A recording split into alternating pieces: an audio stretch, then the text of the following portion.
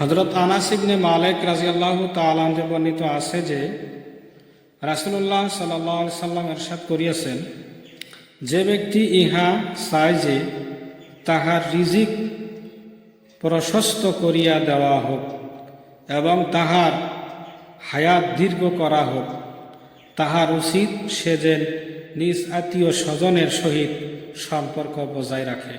বুখারী।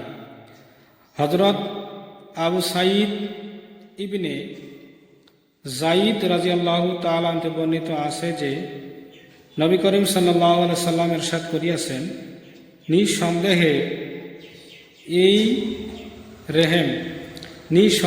এই রেহেম অর্থাৎ আত্মীয়তা